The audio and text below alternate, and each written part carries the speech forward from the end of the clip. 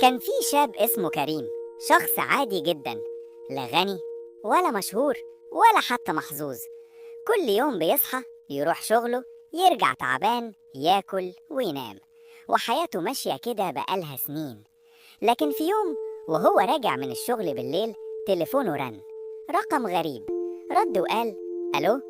جاله صوت راجل كبير في السن بيقول: انت ما تعرفنيش، بس انا كنت سبب في انك تعيش لحد النهارده. كريم اتخض وقاله: ازاي يعني؟ انت مين؟ الراجل رد وقال: فاكر الحادثة اللي حصلت لك وانت عندك 10 سنين؟ العربية اللي كانت هتخبطك؟ كريم سكت، لأنه فعلا فاكر اليوم ده. واحد شده من إيده في آخر لحظة وأنقذه، بس عمره ما شاف وشه.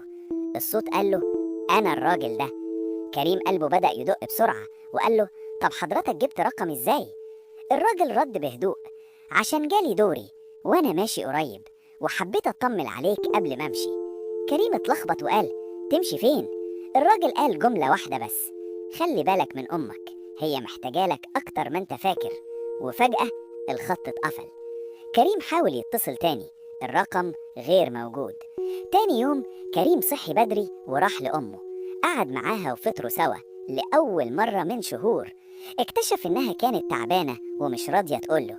من اليوم ده كريم بدأ يغير حياته، يقرب من أهله، يسأل على أصحابه، يبطل يقول بعدين، لأنه اقتنع إن المكالمة دي يمكن تكون حلم، يمكن تكون صدفة، ويمكن رسالة، بس الأكيد إنها أنقذته للمرة التانية.